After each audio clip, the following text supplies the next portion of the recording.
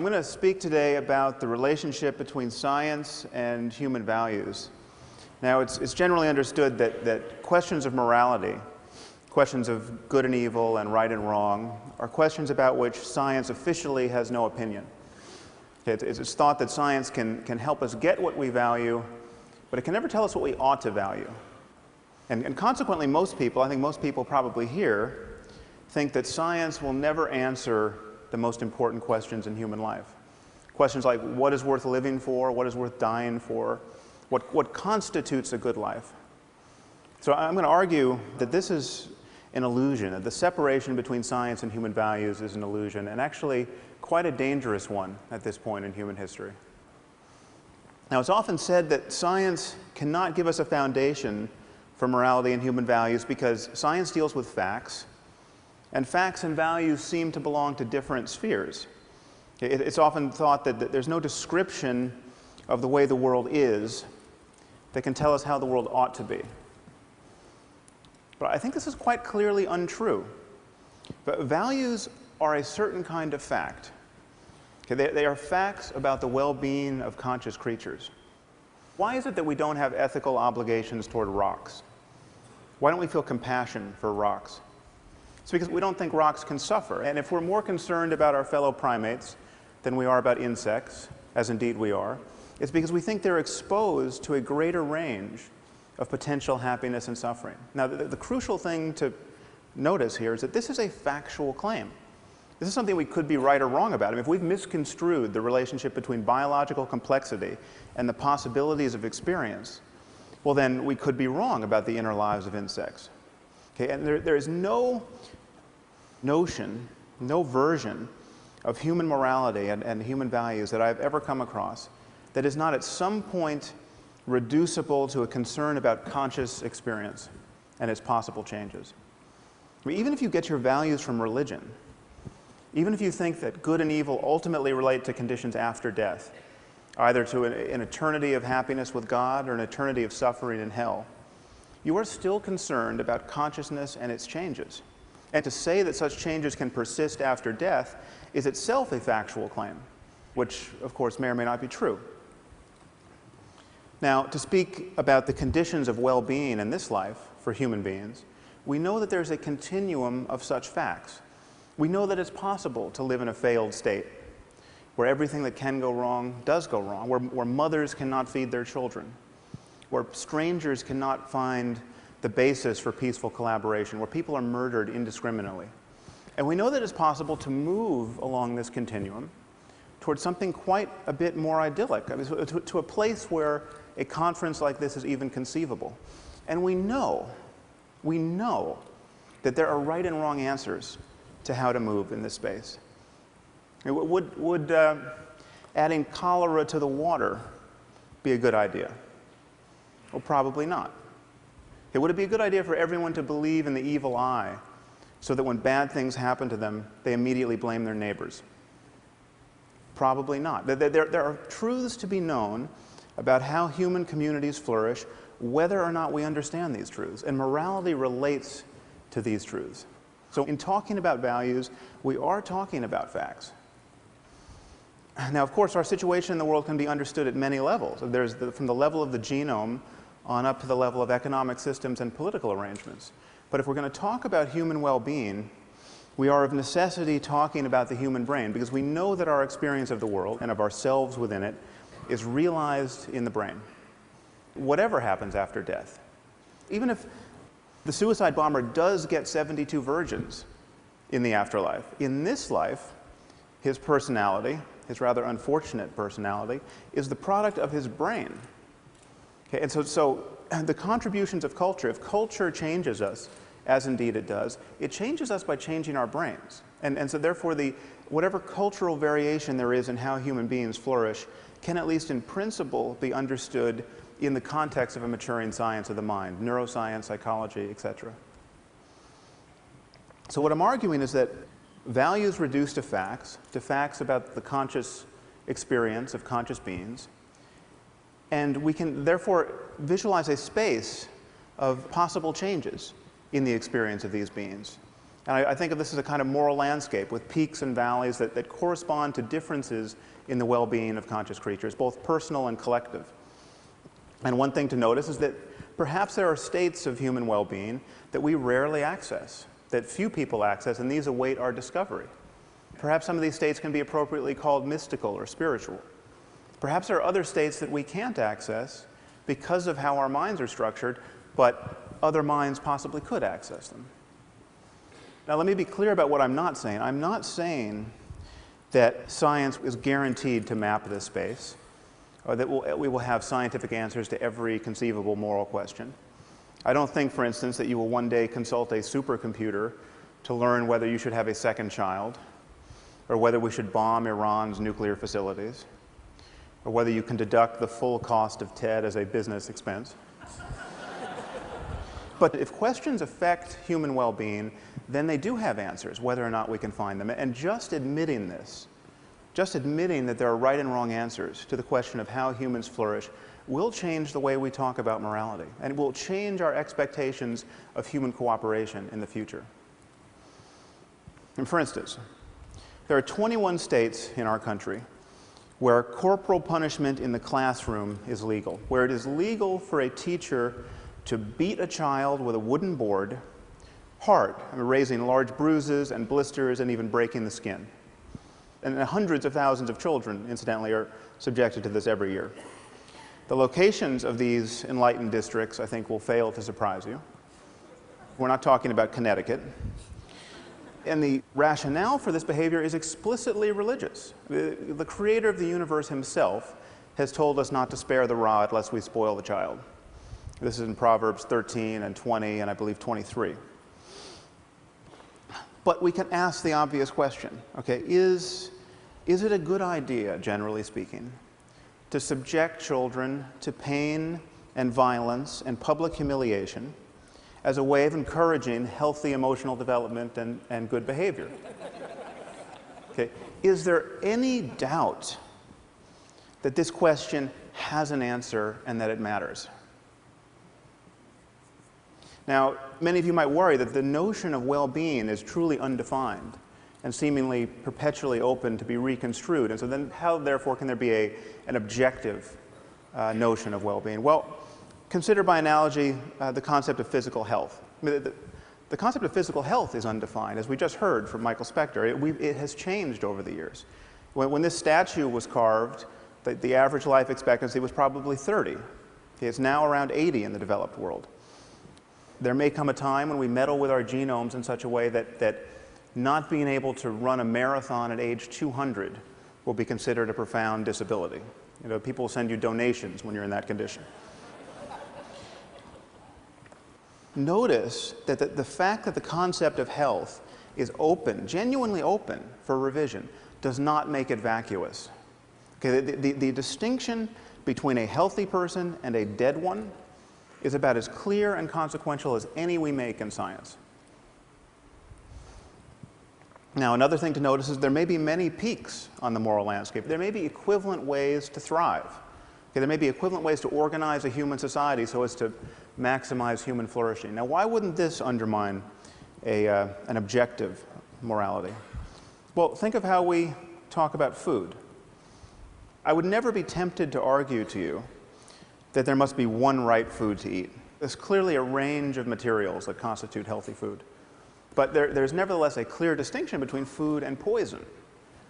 Okay, the fact that there are many right answers to the question, what is food, does not tempt us to say that there are no truths to be known about human nutrition. Now, many people worry that a universal morality would require moral precepts that admit of no exceptions. So for instance, if it's really wrong to lie, it must always be wrong to lie. And if you can find an exception, well, then there's no such thing as moral truth. Now, why would we think this? Consider, by analogy, the game of chess. Now, if you're going to play good chess, a principle like don't lose your queen is very good to follow. Okay, but it clearly admits of exceptions. I mean, there are moments where losing your queen is a brilliant thing to do. There are moments where it's the only good thing you can do. And yet, chess is a domain of perfect objectivity. The fact that there are exceptions here does not does not change that at all. Now, this brings us to the sorts of moves that people are apt to make in the moral sphere. Okay? Consider the great problem of women's bodies. What to do about them? Well, this is one thing you can do about them. You can cover them up. Now, it is the position, generally speaking, of our intellectual community that, while we might not like this, we might think of this as wrong in Boston or Palo Alto. Who are we to say that the proud denizens of an ancient culture are wrong to force their wives and daughters to live in cloth bags? I mean, who are we to say even that they're wrong to beat them with lengths of steel cable or throw battery acid in their faces if they decline the privilege of being smothered in this way? Okay, well, who are we not to say this? Who are we to pretend that we know so little about human well-being that we have to be non-judgmental about a practice like this? I'm not talking about voluntary wearing of a veil. I mean, women should be able to wear whatever they want, as far as I'm concerned. But what does voluntary mean in a community where, when a girl gets raped, her father's first impulse, rather often, is to murder her out of shame? Just let that fact detonate in your brain for a minute. Your daughter gets raped, and what you want to do is kill her.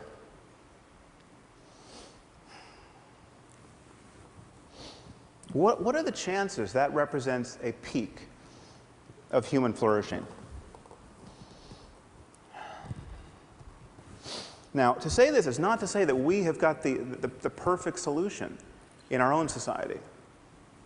I mean, for instance, this is what it's like to go to a newsstand almost anywhere in the civilized world. Now, granted, for many men, it may require a degree in philosophy to see something wrong with these images. But if we are in a reflective mood, we can ask, is this the perfect expression of psychological balance with respect to variables like youth and beauty in women's bodies? I mean, is this the optimal environment in which to raise our children? Probably not. Okay, so perhaps there's some place on the spectrum between these two extremes that represents a place of better balance. Okay?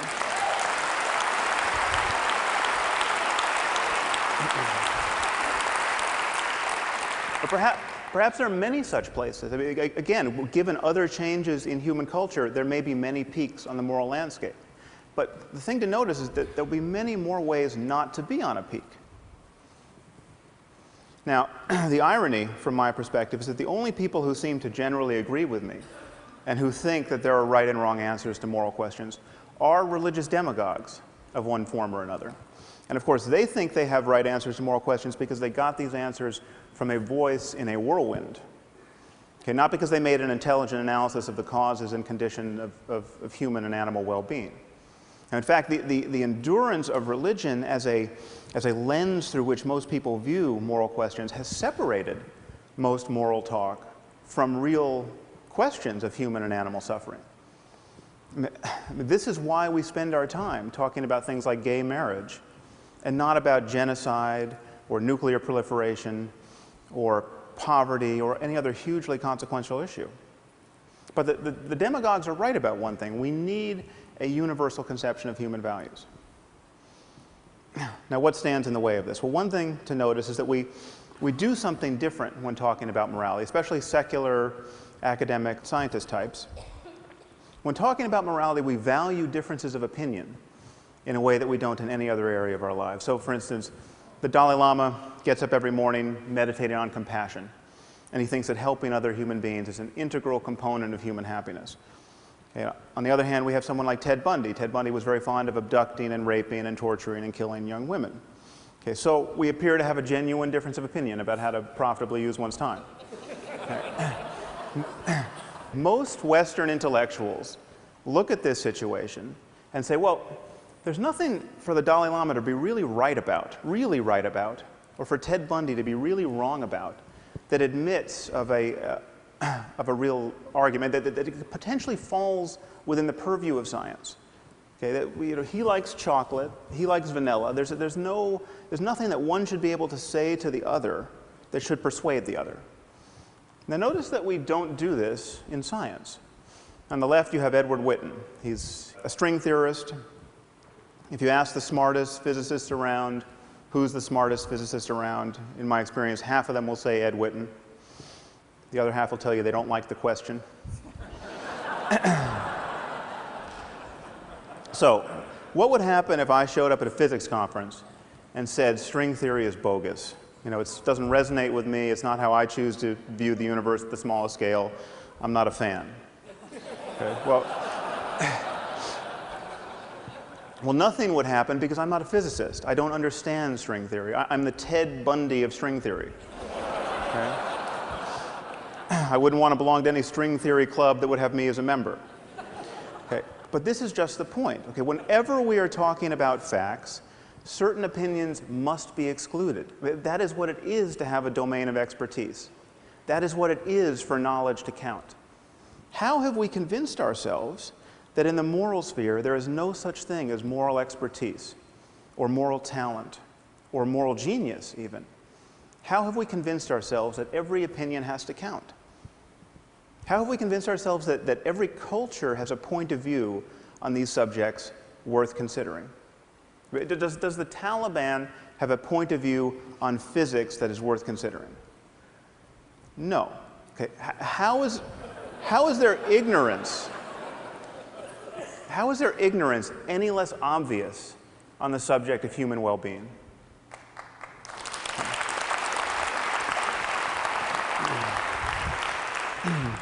So this, I think, is what the world needs now. It needs people like ourselves to admit that there are right and wrong answers to questions of human flourishing. And morality relates to that domain of facts. It is possible for individuals, and even for whole cultures, to care about the wrong things. Which is to say, it's possible for them to have beliefs and desires that reliably lead to needless human suffering. Just admitting this will transform our discourse about morality. Okay, we live in a world in which the boundaries between nations mean less and less, and they will one day mean nothing. We live in a world filled with destructive technology, and this technology cannot be uninvented. It will always be easier to break things than to fix them. Okay, it seems to me, therefore, patently obvious that we can no more respect and tolerate vast differences in notions of human well-being than we can respect or tolerate vast differences in the notions about how disease spreads, or in the safety standards of buildings and airplanes. We simply must converge on the answers we give to the most important questions in human life. And to do that, we have to admit that these questions have answers. Thank you very much.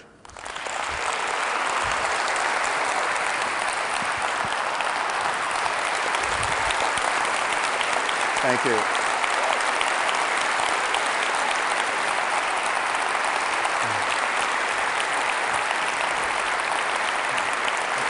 I've got a question. Sure.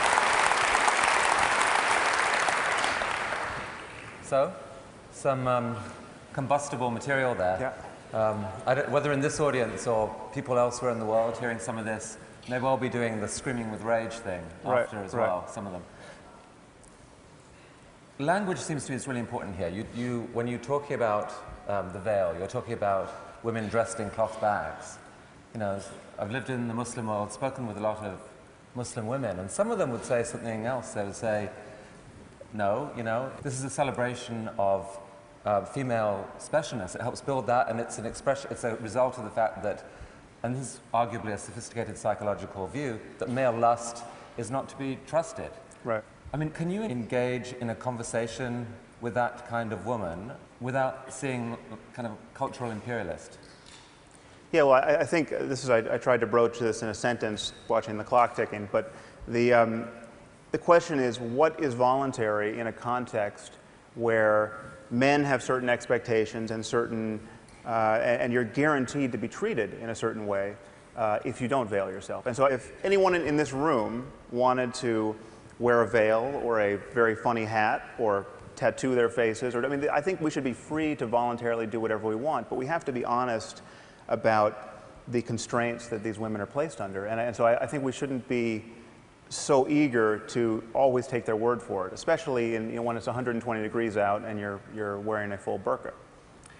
A lot of people, want to believe in this concept of moral progress, but can you reconcile that? I think I understood you to say that you could reconcile that with a world that doesn't become one-dimensional, where we all have to think the same. Paint your picture of what, rolling the clock 50 years forward, 100 years forward, how you would like to think of the world, balancing moral progress with richness.